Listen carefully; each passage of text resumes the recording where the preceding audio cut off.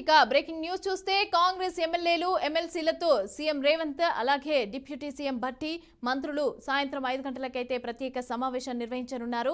ఇక ఈ నెల 12న శాసనసభలో నీటిపారుదల శాఖపైన ప్రభుత్వం శ్వేతపత్రం విడుదల చేయనున్న నేపథ్యంలో ఈ ప్రత్యేక సమావేశం ఏర్పాటు చేసినట్లుగా పార్టీ వర్గాలు చెబుతున్నాయి.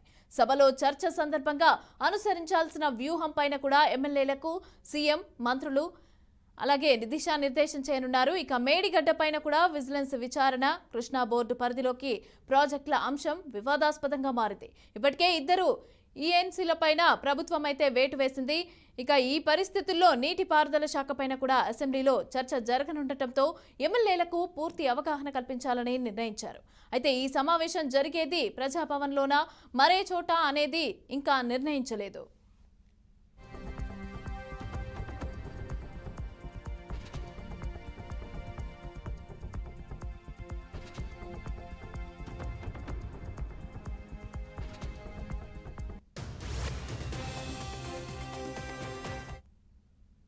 రైట్, ఇక ఈరోజు ఎమ్మెల్యే అలాగే ఎమ్మెల్సీలకు సంబంధించిన సమావేశం అయితే అవగాహన సమావేశం అయితే జరగనుంది. అయితే ఈ అంశానికి సంబంధించి పూర్తి డీటెయిల్స్ మా ప్రతినిధి క్రాంతి అందిస్తారు. క్రాంతి,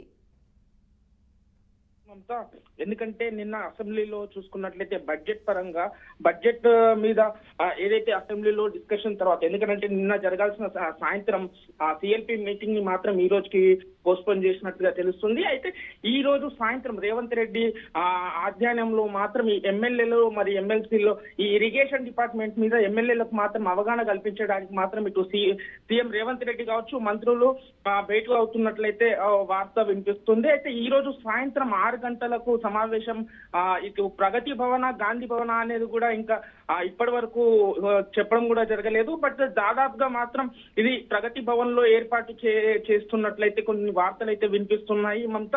అండ్ దీనిపైన ఈ ఎమ్మెల్యేలకు అంటే రేపు జరగబోయే ఇరిగేషన్ వ్యవస్థ మీద ఈ అసెంబ్లీలో మాట్లాడడానికి, దాని మీద అంశం పైన ఎమ్మెల్యేలకు అవగాహన కల్పించడానికి ముఖ్యమైన సమావేశం జరుగుతున్నట్లయితే తెలుస్తుంది మమత. అలాగే ఇప్పుడు అవగాహన సదస్సులో ఈ సమావేశంలో అయితే కొంచెం ఎక్కడ జరిగే అవకాశం ఉంది అనేది అయితే ఒక క్లారిటీ అయితే లేదు. మరి ఎక్కడ జరిగే అవకాశం ఉందంటారు? ఏమైనా తెలిసిందా? దాదాపుగా ఎందుకంటే భట్టి విక్రమార్క ఇప్పుడు ఉంటున్న, ఎందుకంటే ప్రగతి భవన్ లోనే అక్కడే సమావేశం జరగాలి అనేది గాంధీ భవన్ లో మాత్రం కొంత గుసగుసలాడుతుంది అనేసి నేను చెప్పుకోవచ్చు. ఎందుకంటే అక్కడైతే బాగుంటుంది అన్న కొంత కాంగ్రెస్ నాయకులు కూడా చర్చించుకుంటున్నారు గాంధీ భవన్ లో మమత. అలాగే నీటిపారుదలకు సంబంధించి శ్వేతపత్రాన్ని అయితే విడుదల చేయనున్నట్టుగా తెలుస్తోంది. ఏ విధంగా ఉండబోతోంది? రైట్, ఆ శ్వేతపత్రం మీద కూడా వీళ్లకు, ఎందుకంటే ఎమ్మెల్యేలకు దీని అంశం పైన కూడా ఈ రోజు సీఎం రేవంత్ రెడ్డి ఎమ్మెల్యేలతో మాట్లాడబోతున్నట్లు కూడా కొన్ని వార్తలు అయితే వినిపిస్తున్నాయి.